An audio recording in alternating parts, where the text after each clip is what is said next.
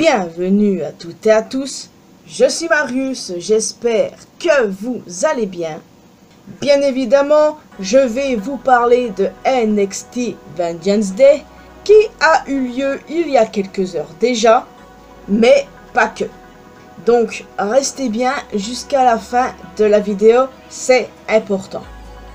J'imagine que vous avez une idée précise du sujet duquel je vais parler, n'est-ce pas? Rassurez-vous, je ne vais pas m'éterniser non plus. Effectivement, il y a beaucoup de choses à dire, mais bon, je ne vois pas ce que je pourrais rajouter d'autre à ce qu'ont dit d'autres youtubeurs.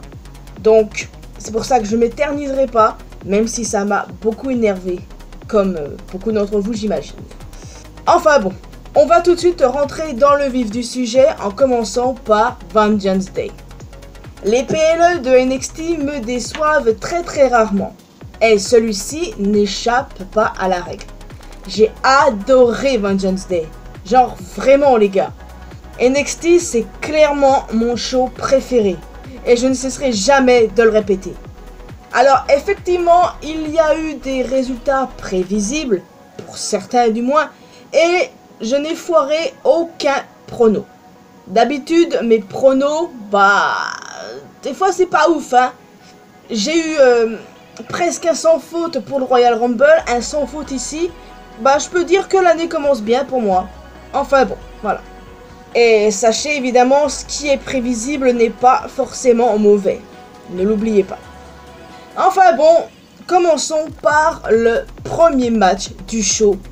La grande finale pour le Dusty Rhodes Tag Team Classic. D'un côté, nous avons Bron Breakker et Baron Corbin, et de l'autre, Carmelo Hayes et Trick Williams. Je pense que les vainqueurs étaient faciles à pronostiquer. Pour le bien de la storyline concernant le Trick Melo Gang, bien entendu, j'en parle tout à l'heure. Donc, la victoire de Corbin et Breakker était extrêmement logique. Personnellement, j'adore le duo qu'ils forment. Même si évidemment ils sont clairement mieux en solo, mais j'avoue que j'ai un gros coup de cœur pour ce duo, les Wolf Dogs. Ouais, franchement j'aime beaucoup et cela montre que Breakker restera un petit moment à NXT, mais qu'il ira aussi dans le main roster. Donc du coup je ne sais pas dans quel show il signera, mais peu importe, donc il ira soit à Raw ou SmackDown et il continuera à NXT à côté. Puisqu'ayant gagné le Dusty Classic, voilà, ça leur donne une opportunité. Le match suivant, un no disqualification match entre Dijak et Joe Gacy. Les amis, Dijak, vous pouvez me dire pourquoi il n'a pas de titre encore? Non mais franchement les gars, il faut m'expliquer. Dijak est absolument incroyable et dès l'instant où il a été ramené à NXT, on sentait qu'il était bien dans sa peau. Et franchement, depuis qu'il est de retour, je kiffe son travail.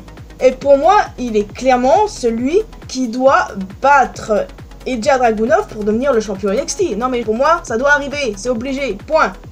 Faut vraiment m'expliquer pourquoi il n'est toujours pas champion à l'heure actuelle, parce qu'il est incroyable. Donc, évidemment, il a remporté son match face à Joe Gacy. D'ailleurs, on va savoir ce qui va se passer avec lui plus tard. Mais franchement là, leur rivalité jusqu'ici, c'était vraiment cool, genre vraiment cool. Les gens, ils sous-estiment trop Joe Gacy alors qu'on sait très bien de quoi il est capable. Moi, j'apprécie énormément le catcheur, mais très clairement face à Dijak, c'est Dijak qui le remporte dans mon cœur pour toujours, ça, évidemment ça ne change pas. Donc j'ai hâte de voir ce qui va se passer pour ces deux-là maintenant. Est-ce qu'ils vont poursuivre leur rivalité? Peut-être. Est-ce que Dijak va se focaliser sur le titre NXT? J'aimerais bien. En tout cas, on aura la réponse cette semaine à NXT. Le match suivant, troisième match de la soirée, un 6-person tag team match. D'un côté, The Family, Tony D'Angelo, Stax et Adriana Rizzo.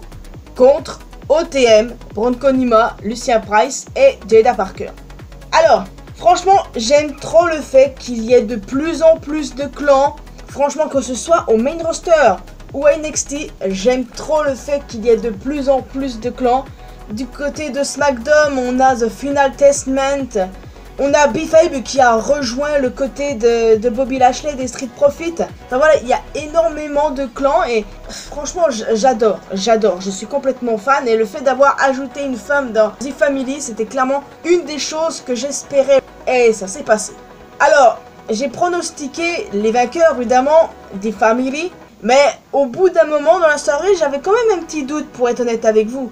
Je me suis dit... Oui, bon, quand même, hein, Tony et Stack, ce sont les champions par équipe, ils vont quand même pas perdre, hein, pas maintenant. Non, bon, ça va, ça s'est bien passé. Mais je sais pas, OTM, ils ont bien la gueule de mecs qui sont capables de devenir champions. Je ne sais pas pourquoi. Il y a vraiment des chances que leur rivalité se poursuive et que cette fois, OTM ait le dernier mot. C'est tellement possible et ça ne m'étonnerait pas. En tout cas, j'aime beaucoup OTM, je vais pas vous mentir. Ils me donnent tellement des vibes GTA. Bon, en même temps, il suffit d'écouter leur theme song, de bien regarder les graphismes et tout ça. On est totalement dans GTA. Le match suivant, le NXT Women's Championship, Lyra Valkyria contre Roxanne Perez. Alors, le match a eu lieu, effectivement, mais au bout du compte, il a fini par devenir un triple threat, un triple menace, avec le Levi's qui intervient avec son contrat de NXT Breakout. Donc du coup, elle cash in, elle est mise dans le match, c'est un triple threat, donc du coup, ça laisse pas mal de possibilités. Le fait que Tatum Paxley ait été présente tout le long, bah bon, il fallait se douter que quelque chose se passerait, donc Lyra Valkyria a conservé, ce qui est une bonne chose, on ne va pas se mentir. Du moment que Obafemi avait réussi à cash in directement son contrat Breakout, pour moi c'était sûr que Lola allait foirer le sien. C'est toujours comme ça, qu'est-ce que vous voulez que je vous dise? Le match suivant, en parlant de Obafemi, pour le North American Championship, Obafemi contre Dragon Lee. Le résultat était logique, victoire d'Obafemi. À chaque fois, les gars, je sais pas si vous avez remarqué, mais les champions North-American, ils ont de la gueule. Non mais vraiment, on en a vraiment un paquet, ils sont tous aussi incroyables les uns que les autres.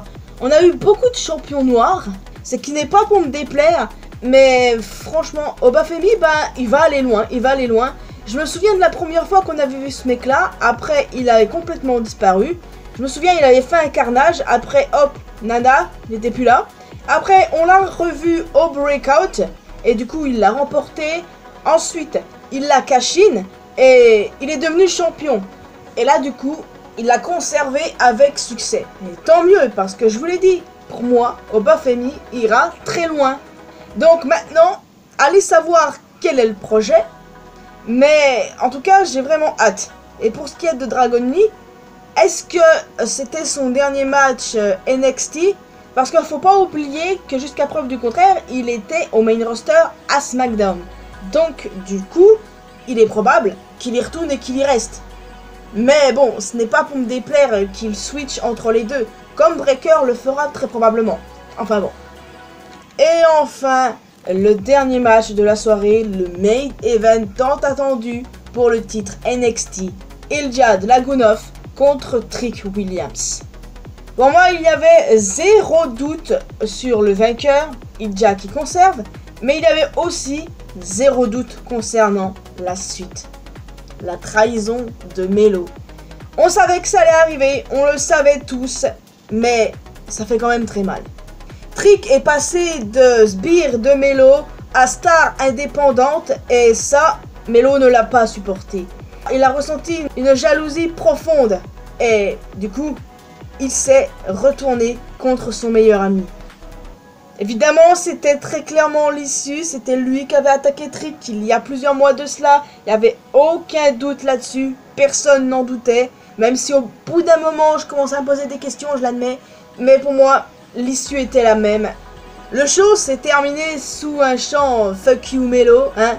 Les officiels sont venus aider Trick, et franchement, tout ce que je peux vous dire les amis, c'est que la rivalité entre ces deux-là va être absolument incroyable.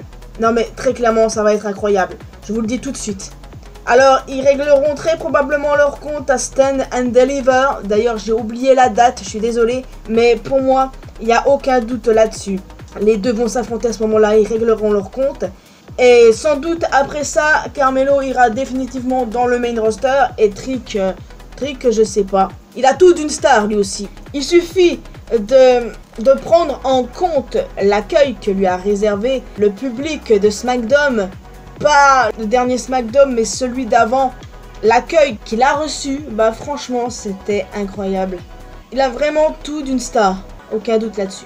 Donc, hâte de voir la suite, les amis, bien évidemment. Et franchement, non mais quel show quoi. Ouais, non, je ressens aucune fatigue tellement c'était trop bien. NXT, c'est clairement mon show préféré. Ah là là, et puis c'est clairement le futur. Braun Breaker, Carmelo Ace, Trick Williams. Franchement, la nouvelle génération, ça promet. Et encore une fois, les gars, mais regardez NXT, ce show était fou. Enfin bon, voilà, maintenant que ceci est dit, alors je ne sais pas si vous avez remarqué, mais en regardant Vengeance Day, vous avez forcément vu certaines pancartes. Rock Crew Cody, We Want Cody versus Roman. Eh ben, que dire de plus? C'est quoi ce manque de respect total à Cody en fait? Non mais faudrait m'expliquer la WWE, pourquoi vous faites ça? The Rock qui débarque, il vole l'opportunité de Cody. Non mais tranquille quoi, qu'est-ce qui vous a pris?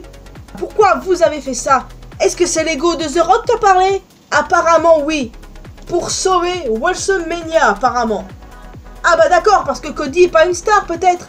Cody c'est quand même le plus gros babyface actuellement à la WWE. Mais qu'est-ce que vous me chantez là? Vous croyez vraiment qu'on a besoin d'un semi-retraité pour sauver WrestleMania?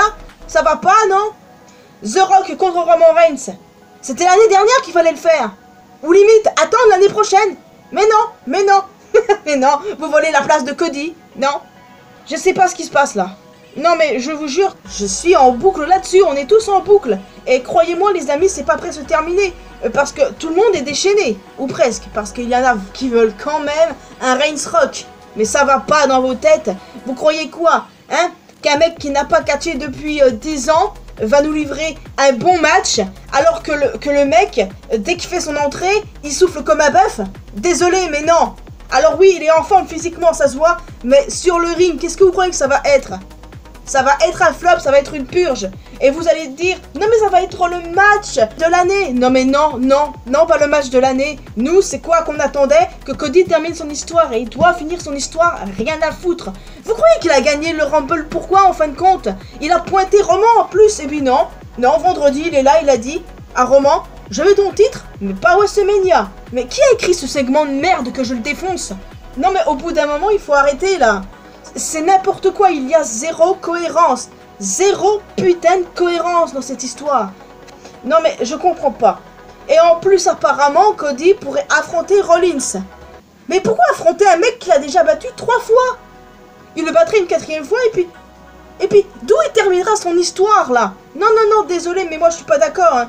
Rollins il peut très bien avoir Drew et Sami. Mais non, mais ne lui donnez pas Cody. Cody, lui, il veut Roman. Mais non, la WWE, je sais pas ce qu'il a pris par la tête. L'ego de Monsieur Dwayne Johnson, sans doute. Eh ben non, non.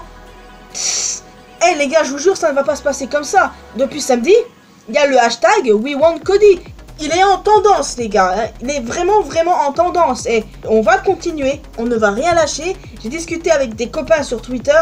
On est tous d'accord là-dessus. Non, mais... Non, non, désolé. Mais je ne supporte pas qu'on nous prenne, nous, les fans, pour des cons. Alors oui, évidemment. C'est quand même un dream match de Rock contre Roman Reigns. Évidemment. Bon. Sauf que moi, ça me fait aucun effet à l'heure actuelle. Non, aucun putain d'effet. Moi, c'est un Cody Roman que j'attends, avec Cody qui termine enfin son histoire parce qu'il le mérite. Vous vous rendez compte à quel point il doit se sentir mal? Il m'a brisé le cœur. SmackDown dernier, non mais il était incroyable avec le match pour désigner les challengers pour les titres par équipe, les débuts de Tiffany, l'incroyable segment avec Bayley d'un match control. Mais non, il a fallu qu'on prenne une douche froide et que ça gâche tout, que ça gâche notre plaisir. Les gars, je peux vous dire vraiment, là j'ai l'impression qu'on retourne à l'époque avec Vince McMahon, ce vieux pervers dégueulasse là. Oh. Franchement, je ne suis pas sûr que ça va changer quoi que ce soit, ce hashtag. Ce n'est pas en gueulant que ça changera, non. Mais au moins, on aura essayé pour Cody. Oui, on va se battre pour lui, même si ça ne change rien, on se battra. À la limite, mettez-nous un triple treat. Limite, j'accepterai ça. Avec une victoire de Cody à la clé qui aura fait le pin sur Roman. Je sais pas. Franchement, ça a été fait bizarrement. Alors peut-être qu'ils veulent nous niquer bien profond. Ou peut-être pas et qu'ils ont vraiment pris cette décision débile à cause de l'ego surdimensionné de The Rock. Cody mérite de terminer son histoire. Je ne veux rien savoir de plus de ça. Il doit terminer, ce n'est pas négociable. À quel autre moment tu veux qu'il termine son histoire si c'est pas WrestleMania? Ça n'a aucun sens. Surtout en prenant en compte qu'il a gagné le Rumble, qu'il a pointé Roman. Ah, j'en ai marre. Enfin bon, je vais m'arrêter ici.